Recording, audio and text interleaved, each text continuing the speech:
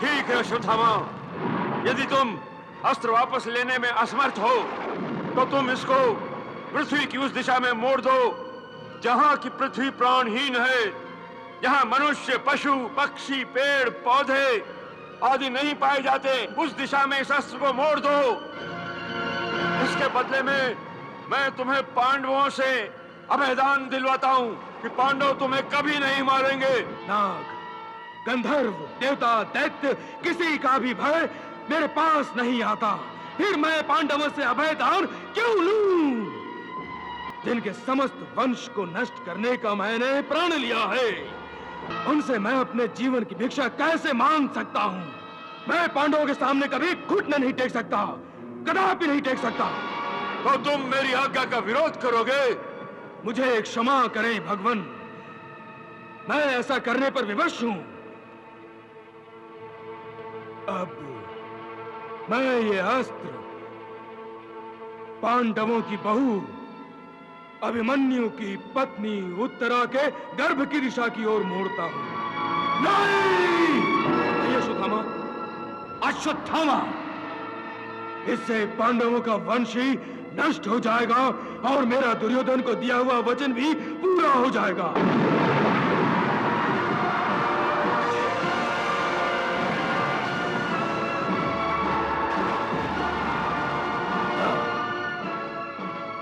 हे पार्थ, आज तक न जाने कितने बड़े बड़े धनुर्धरों का उदय हुआ और अस्त भी हुआ, परंतु आज तक किसी ने भी अपनी निजी शत्रुता के लिए ब्रह्मशिर जैसे भयंकर अस्त्र का प्रयोग मानव जाति पर नहीं किया। इस महाभयंकर अस्त्र के प्रयोग से संपूर्ण भूलोक जलकर राख हो जाएगा। क्या तुम चाहते हो कि सृष्टि का विनाश हो जाए? नहीं भगवान, मैं ऐसा कदापि नहीं चाहता। यदि आप आज्ञा दें तो मैं अपना अस्त्र वापस ले लूंगा। सृष्टि के कल्याण के लिए यही उचित होगा अर्जुन कि तुम अपना अस्त्र वापस ले लो। आपकी आज्ञा शिरोधार्य है भगवान, मैं अपना अस्त्र वापस ले रहा हूं, परंतु मेरी आपसे विनती है कि आप अश्वत्थामा को भी अपना अस्त्र वापस लेने की आज्ञा दीजिए।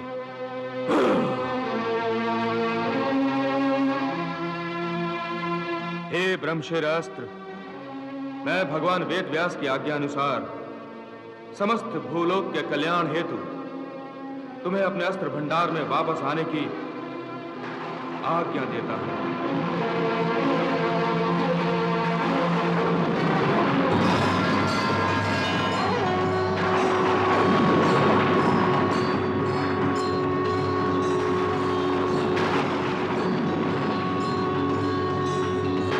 अश्वत्थामा, कुंती पुत्र अर्जुन ने अपना अस्त्र वापस ले लिया है। अब तुम भी अपना अस्त्र वापस ले लो। अश्वत्थामा, विलंब न करो, अपना अस्त्र वापस ले लो। मैं अपना अस्त्र वापस लेने में असमर्थ हूं भगवान। मैं जानता हूं अश्वत्थामा, तुम्हारे मन में पांडवों के प्रति अब भी द्वेष और शत्रुता की भावना है, इसलिए तुम अपना अस्त्र वापस लेने से इनकार कर रहे हो, बहाना कर रहे हो तुम मुझसे। अश्वत्थामा, विवेक से काम लो। तुम ब्रह्मशिर अस्त्र की भयंकर और विनाशकारी शक्ति को अच्छी तरह से जानते हो। तुम्हारे पिताश्री गुरु द्रोण ने तुम्हें यह घातक अस्त्र देते समय बार बार समझाया था कि इस अस्त्र का कभी गलत प्रयोग न करना, परंतु तुमने वही किया जो तुम्हें नहीं करना चाहिए था। अब भी अपनी भूल का प्रायश्चित करो, अपना अस्त्र वापस ले लो। अश्वत्थामा, अपना अस्त्र वापस ले लो। हे भगवान, मैं सत्य कह रहा हूं, मैं अपना अस्त्र वापस लेने में असमर्थ हूं। मैं इसकी विद्या को नहीं जानता।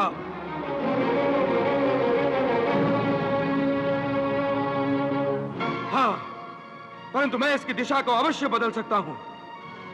परंतु ऐसा करके भी मुझे क्या लाभ होगा? पांडव तो मेरी जान के पीछे हाथ धो के पड़े हुए हैं।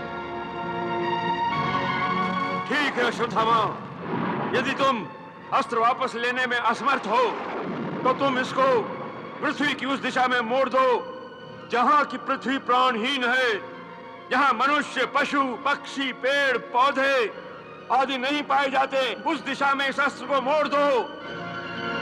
इसके बदले में मैं तुम्हें पांडवों से अभयदान दिलवाता हूं कि पांडव तुम्हें कभी नहीं मारेंगे। मानवता की सुरक्षा एवं सृष्टि के कल्याण के लिए पांडव अपने पुत्रों की हत्या का बदला भूलकर अश्वत्थामा को प्राणदान कर भी सकते हैं, परंतु अश्वत्थामा को बदले में कुछ देना होगा। हे अश्वत्थामा, तुम्हें अपने प्राणों के मोल स्वरूप पांडवों को वो दिव्य मणि देनी होगी जो तुम्हें जन्म से ही प्राप्त है और तुम्हारे माथे में छुपी हुई है। नहीं नहीं नहीं नहीं, मैं अपनी मणि कदापि नहीं दे सकता। मेरी मणि मुझे प्राणों से भी अधिक प्रिय है। मणि के बिना मेरा जीवन मृत्यु से भी अधिक कष्टदायी लगेगा। मेरी मणि मेरा प्राण है और प्राण के बिना ये शरीर कैसे जीवित रह सकता है। इसी मणि के कारण मुझे कभी भूख नहीं लगती। इसी मणि के कारण मेरा शरीर हमेशा रोगों से मुक्त रहता है। मुझे कोई पीड़ा नहीं, कोई कष्ट नहीं। नाग, गंधर्व, देवता, दैत्य, किसी का भी भय मेरे पास नहीं आता। फिर मैं पांडवों से अभय दान क्यों लूं? जिनके समस्त वंश को नष्ट करने का मैंने प्रण लिया है, उनसे मैं अपने जीवन की भिक्षा कैसे मांग सकता हूं? मैं पांडवों के सामने कभी घुटने नहीं टेक सकता, कदापि नहीं टेक सकता। तो तुम मेरी आज्ञा का विरोध करोगे? मुझे क्षमा करें भगवान, मैं ऐसा करने पर विवश हूं। अब मैं ये अस्त्र पांडवों की बहू अभिमन्यु की पत्नी उत्तरा के गर्भ की दिशा की ओर मोड़ता हूं। नहीं अश्वत्थामा, अश्वत्थामा, इससे पांडवों का वंश ही नष्ट हो जाएगा और मेरा दुर्योधन को दिया हुआ वचन भी पूरा हो जाएगा।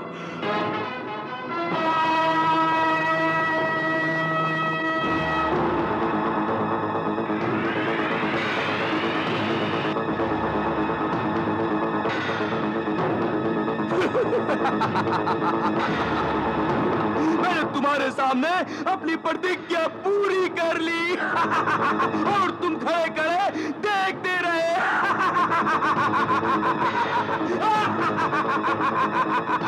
नहीं मूर्ख अश्वत्थामा, नहीं। केवल एक अस्त्र पा लेने से कोई योद्धा विधाता नहीं बन जाता। यह तुम्हारा भ्रम है कि तुमने अपने अस्त्र से उत्तरा का गर्भ नष्ट कर दिया है। सच तो यह है कि ना ही उत्तरा का गर्भ नष्ट हुआ है और ना ही पांडवों का वंश समाप्त हुआ है। नहीं नहीं, ऐसा कभी नहीं हो सकता। ऐसा ही होगा अश्वत्थामा, ऐसा ही होगा, क्योंकि अन्याय न्याय का गला कभी नहीं घोंट सकता। पाप पुण्य पर विजय नहीं पा सकता। असत्य सत्य को कभी नहीं मिटा सकता। फिर पांडवों के वंश का दीपक तुम जैसे दुरात्मा के हाथों कैसे बुझ सकता है? वासुदेव, तुम पांडवों को भ्रम में डालते रहो, परंतु मैंने अपना काम कर दिया है। वो देखो, पांडवों का वंश नष्ट करने के लिए मेरा अस्त्र द्वारिका में उत्तरा का गर्भ नष्ट करने जा रहा है।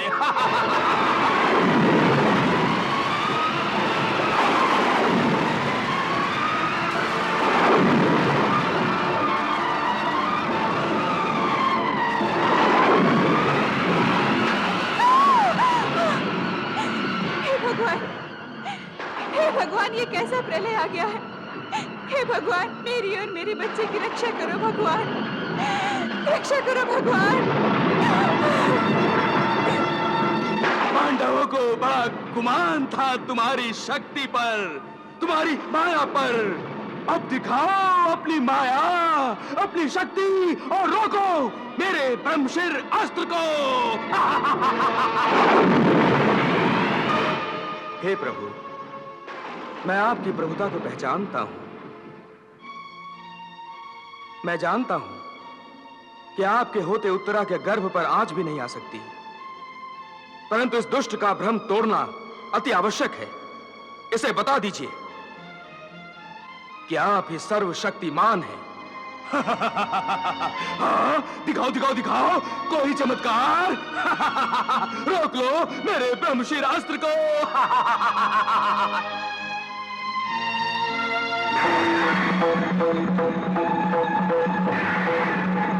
जाओ सुदर्शन और ब्रह्मशीर अस्त्र के प्रभाव से उत्तरा और उसके गर्भ की रक्षा करो। जाओ।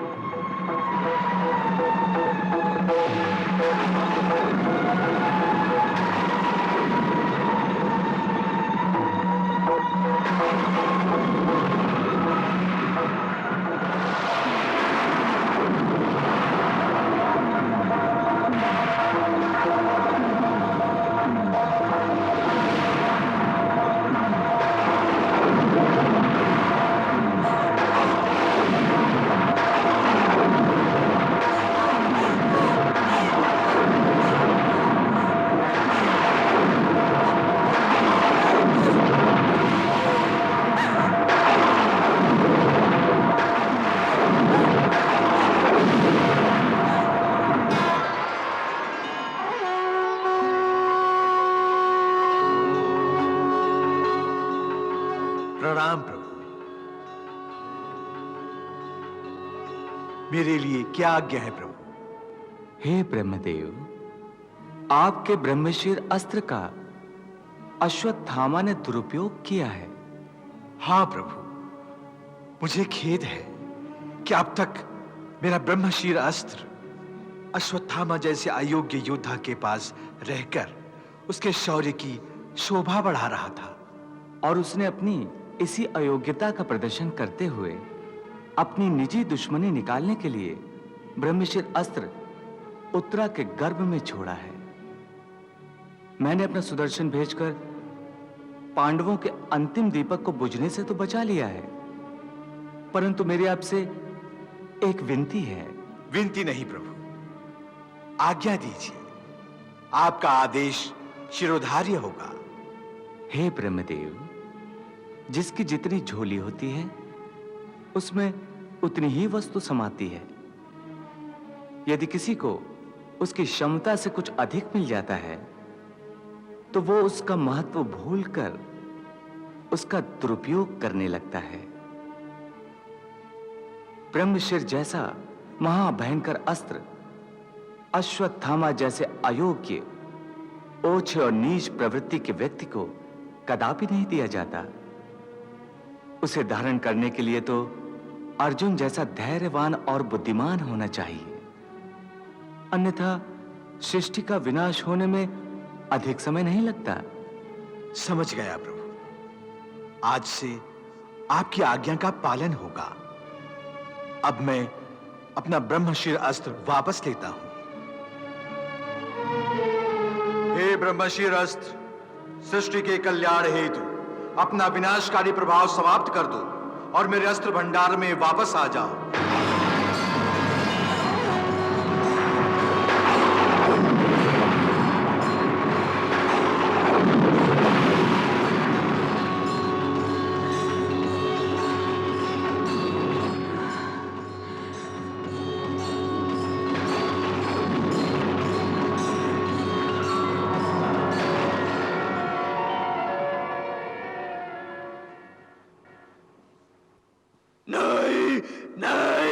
नहीं हो सकता। मेरा अस्त्र कभी विफल नहीं हो सकता। नहीं, मेरा अस्त्र कभी विफल नहीं हो सकता। मेरा अस्त्र कभी विफल नहीं हो सकता। नहीं, मेरा अस्त्र कभी विफल नहीं हो सकता। नहीं हो सकता। नहीं। अश्वत्थामा, वास्तविकता से कब तक दूर भागते रहोगे? सच्चाई यही है कि मैंने तुम्हारा अस्त्र विफल कर दिया है और उत्तरा के गर्भ की रक्षा की है। अश्वत्थामा, उत्तरा का पुत्र जन्म लेगा और वो एक लंबी आयु तक जीवित रहेगा। वो राजा परीक्षित के नाम से प्रसिद्ध होगा। नहीं! अश्वत्थामा, तुमने जो पाप किए हैं उनके लिए विधाता भी तुम्हें क्षमा नहीं करेगा। तुम्हें अपने पापों का दंड भुगतना पड़ेगा। अश्वत्थामा, तुम्हारा वो हाल होगा कि लोग तुम्हारा तिरस्कार करेंगे, तुम्हारी छाया से भी दूर भागेंगे। नहीं। हजारों बरस तक तुम धरती पर मारे मारे फिरते रहोगे, फिर भी तुम्हें ठिकाना नहीं मिलेगा। लोग तुमसे बात करने में भी पाप समझेंगे। नहीं, नहीं। तुम अपने पापों की गठरी सर पर लिए निर्जन प्रदेशों में भटकते फिरोगे, यहां तक कि तुम अपनी छवि स्वयं देखकर डर जाओगे। तुम्हें अपने आप से घृणा होने लगेगी। नहीं। हे अश्वत्थामा, तुम स्वयं अपना तिरस्कार करोगे। इस जीवन से जिसे आज तुम बहुत प्रेम करते हो, तुम्हें उसी से घृणा होने लगेगी। नहीं। तुम मृत्यु के लिए भीख मांगोगे, परंतु तुम्हें मृत्यु आएगी नहीं। हाँ, परंतु तुम्हें मृत्यु आएगी नहीं। नहीं मधुसूदन, नहीं, ऐसा न कहो। मुझे इतना भयंकर दंड मत दो मधुसूदन, इतना भयंकर दंड मत दो। अश्वत्थामा, ये दंड तो तुम्हें भुगतना ही पड़ेगा। प्रारब्ध ने तुम्हारे कर्मों का यही फल निश्चित किया है। जो जैसा करेगा वो वैसा भरेगा। जाइए भीम भैया, और अश्वत्थामा के माथे से वो दिव्य मणि निकाल लीजिए। अब उस पर अश्वत्थामा का कोई अधिकार नहीं रह गया है। हाँ वासुदेव।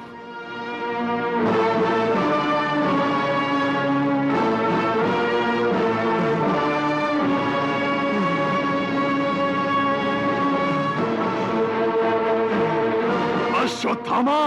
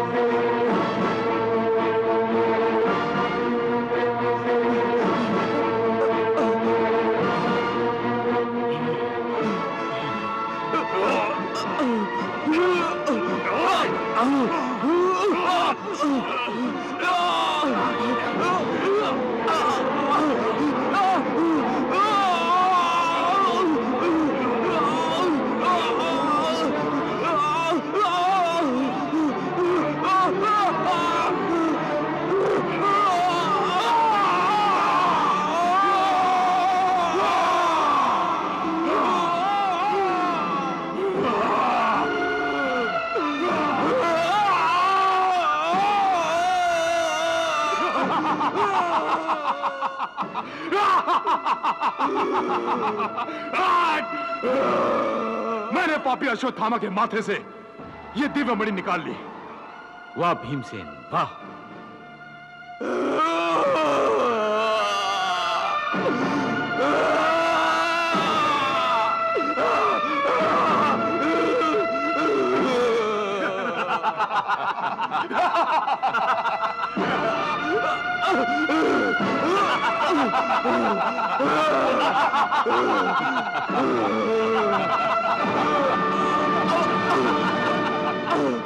मैंने ही छत्राणी होने के नाते अपने पुत्रों को दूध की लाज रखने का संदेश भेजकर युद्ध के लिए प्रोत्साहित किया। असल अपराधी तो मैं हूँ दीदी। कुंती, अपनी अंतरात्मा से इस अपराध के बोझ को हटा दो। इस महाविनाश की उत्तरदायी तुम अकेली नहीं हो। कुरुकुल के समस्त ज्येष्ठ और श्रेष्ठ इसके भागीदार हैं, और भाग्य ने उन सबको दंड दिए हैं। द्रौपदी, दुष्ट अश्वत्थामा ने जिस निर्दयता से हमारे पुत्रों का वध किया था, हमने भी उसकी वही दुर्दशा बना दी है। अब वो पापी मृत्यु के लिए यमराज से गिड़गिड़ाएगा, परंतु उसे मृत्यु नहीं आएगी, कदापि नहीं आएगी। मैं स्पष्ट रूप से तुम्हें बता देना चाहता हूं कि मैं मायापति होने की हैसियत से सब कुछ कर सकता हूं। अनहोनी को होनी और होनी को अनहोनी में बदल सकता हूं। मनुष्य के कर्म का फल ही विधि कहलाता है और मैं उसमें हस्तक्षेप नहीं करना चाहता। अपने चाहने वालों के लिए भी नहीं केशव। यदि विधाता ही पक्षपात करने लगे तो धर्म कहां रह जाएगा?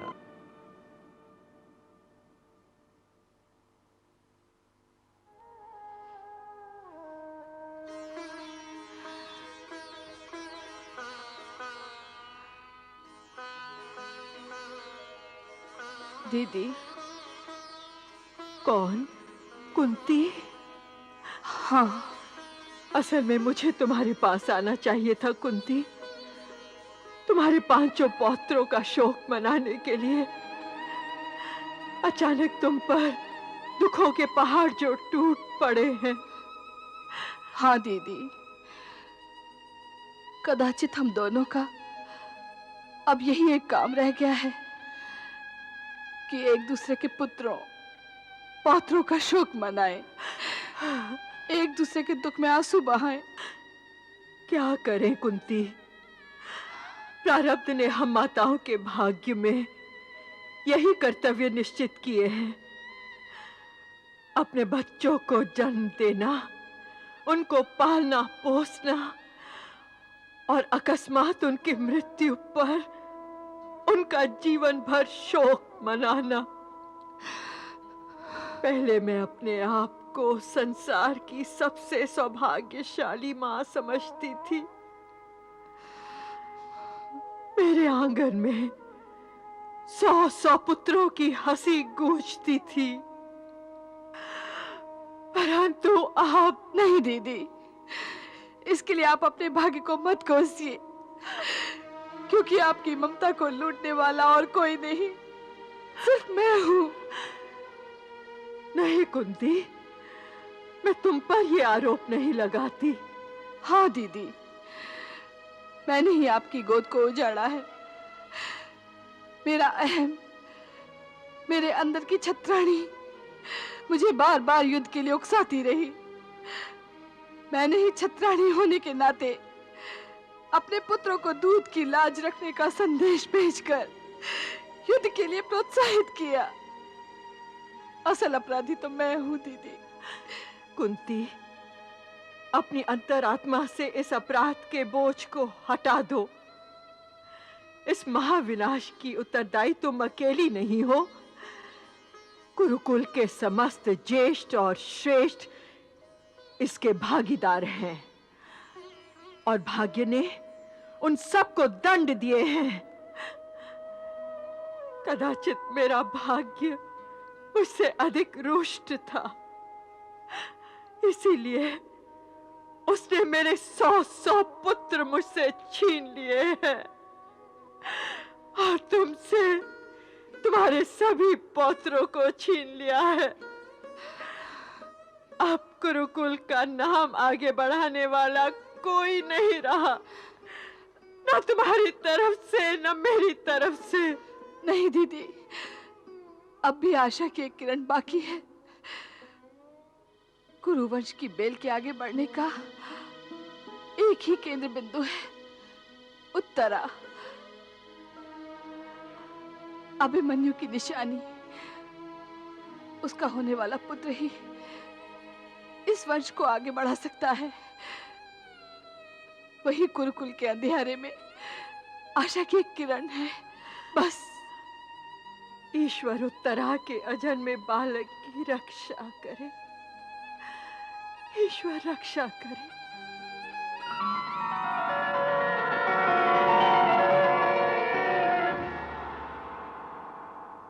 कृपाचार्य जी, क्रोध में बावले अश्वत्थामा ने अपनी प्रतिज्ञा का पालन करने की धुन में पांडवों का वध सोते में करने का प्रयास करते हुए द्रौपदी के 5 पुत्रों का वध करके जो भयंकर पाप किया है, उस पाप के भागीदार आप भी हैं।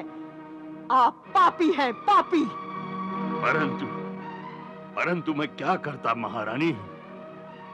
परिस्थितियों ने हमें ऐसा घेर रखा था कि इसके अतिरिक्त हमारे सामने दूसरा कोई रास्ता नहीं था।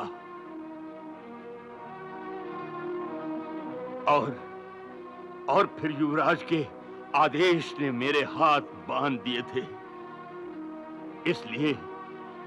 इसलिए मैं विवश था महारानी, मैं विवश था। आपको विवश होने की कोई आवश्यकता नहीं थी। आप उन सब में बड़े थे। हमारे कुल गुरु हैं आप। धर्म अधर्म को समझते हैं। फिर अधर्म के आधार पर दिए गए उस आदेश का पालन आपने क्यों किया? क्यों किया इतना भयंकर संहार? आचार्य, आपने अश्वत्थामा का साथ देकर और इस संहार यज्ञ के पुरोहित होने का दायित्व निभाकर केवल पाप किया है। आप जैसे धर्मशास्त्र के ज्ञानी से ऐसे अधर्म की आशा कदापि नहीं थी। आचार्य, हम सब तो साधारण मानव हैं। पुत्र मोह, रिश्ते नातों और भावनाओं में बहकर हमसे गलतियां हो सकती हैं, परंतु ऐसे धर्म संकट के समय में आपको अपना विवेक नहीं खोना था। अश्वत्थामा का साथ कदापि नहीं देना चाहिए था। हमारे पुत्र दुर्योधन की हार तो निश्चित हो गई थी, परंतु उस हार को कलंक में नहीं बदलना चाहिए था। आचार्य, आपने तनिक भी विचार नहीं किया कि आप ही ने युद्ध आरंभ होने से पहले पांडवों को विजयश्री का आशीर्वाद दिया था और आप ही ने अधर्म से उनका वध करना चाहा। आपने अपने आशीर्वाद तक की लाज नहीं रखी। आचार्य, आपको ऐसा कदापि नहीं करना चाहिए था। आपको ऐसा कदापि नहीं करना चाहिए था। बस कीजिए महारानी, बस कीजिए। मुझे अब और अधिक लज्जित न कीजिए महारानी। मुझे अपनी भूल का बोध हो गया है। मैं अपनी भूल का प्रायश्चित करूंगा महारानी। मैं अपनी भूल का प्रायश्चित करूंगा, प्रायश्चित करूंगा, प्रायश्चित करूंगा।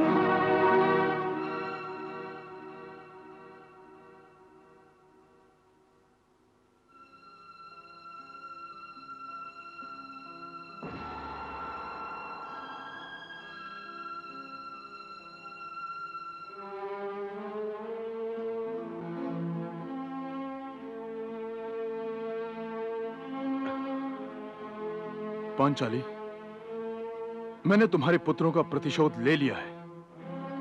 5 पुत्रों का प्रतिशोध ले लिया है मैंने। हाँ द्रौपदी,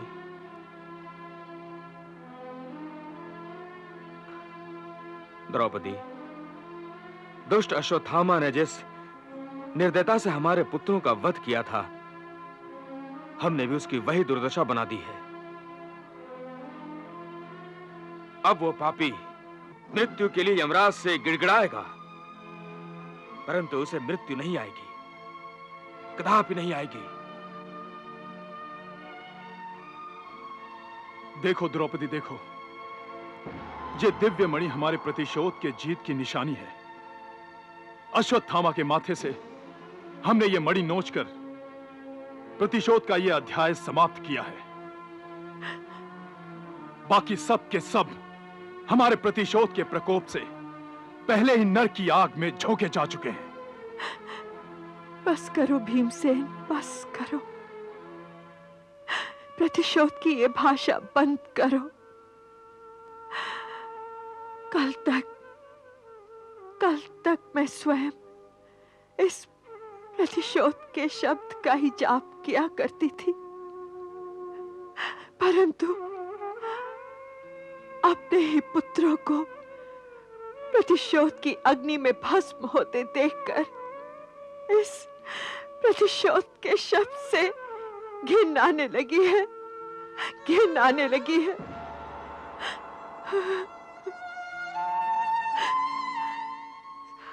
इस प्रतिशोध के पथ पर चलते चलते चलते चलते मैं थक गई हूँ मैं।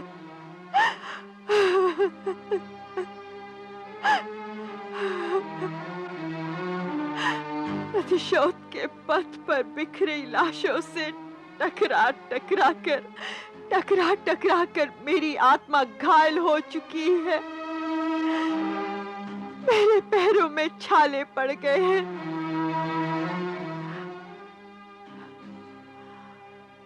मैं इस प्रतिशोध की यात्रा को विराम देना चाहती हूँ। शांति चाहती हूँ मैं, केवल शांति चाहती हूँ मैं। द्रौपदी, अश्वत्थामा से छीनी हुई ये दिव्य मणि प्रतिशोध पर लगाया हुआ विराम ही तो है। ये दिव्य मणि तुम अपने पास रख लो, तुम्हारे मन को शांति मिलेगी। नहीं भीमसेन, नहीं।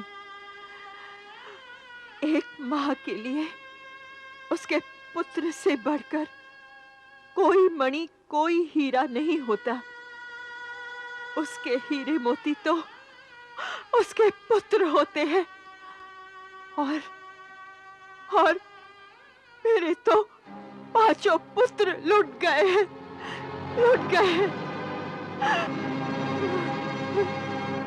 केशव, तुमने मेरे पुत्रों को क्यों नहीं बचाया? तुम जानते थे कि उनके साथ क्या होने वाला है। इसलिए तुमने पांडवों को इस शिविर में नहीं सोने दिया। केशव, तुमने मेरी मांग को उजड़ने से बचाया। तुम चाहते तो मेरी गोद को उजड़ने से बचा सकते थे। बोलो केशव, बोलो, तो फिर क्यों तुमने मेरे पुत्रों को भाग्य की वेदी पर बलि चढ़ने दिया? बोलो केशव, बोलो।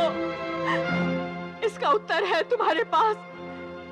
है कोई उत्तर इसका तुम्हारे पास? केशव बोलो, तुम बोलो केशव, बोलो केशव, बोलो केशव, बोलो।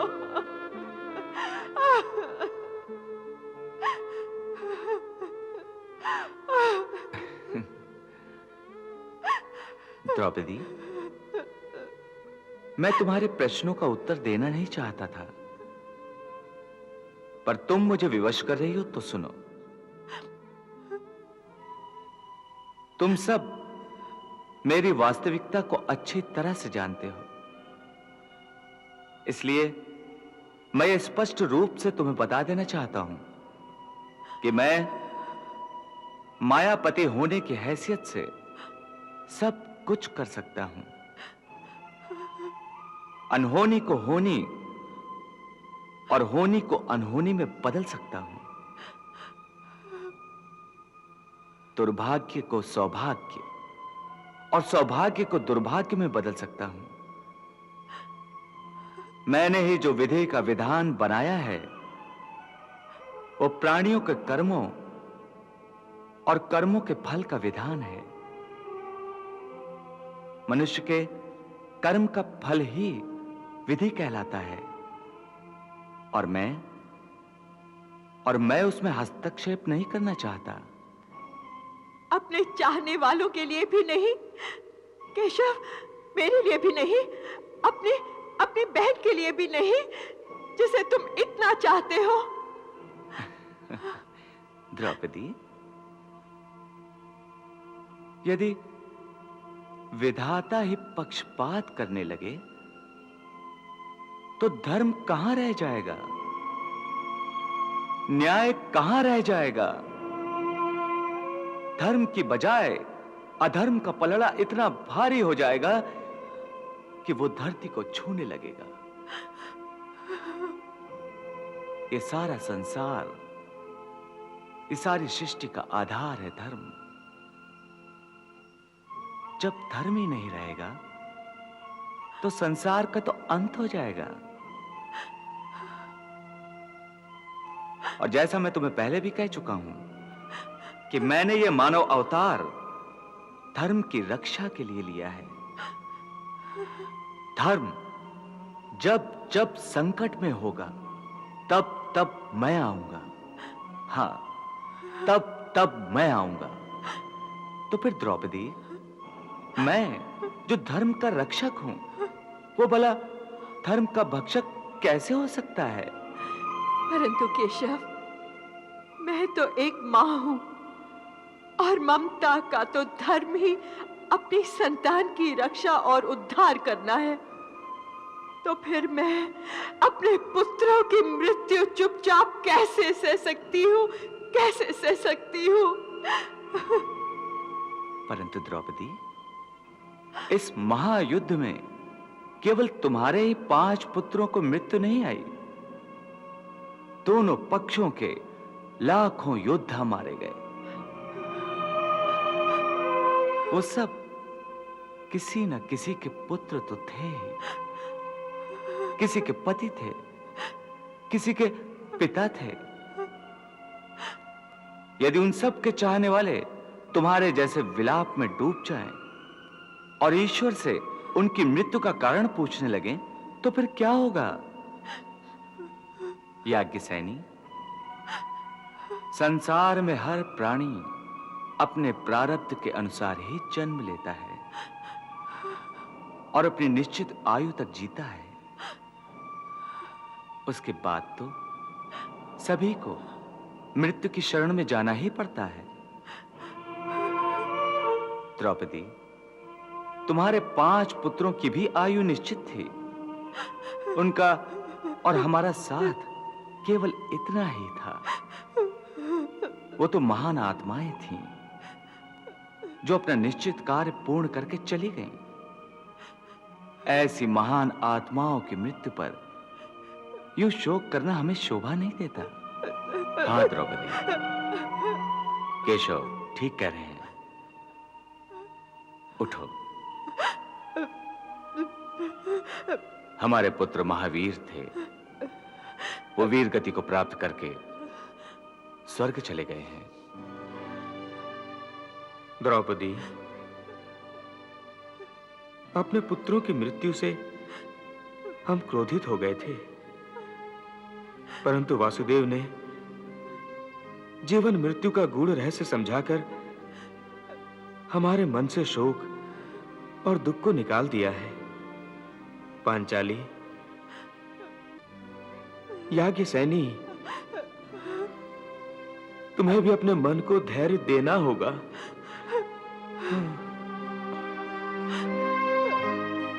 लो द्रौपदी, ये मणि,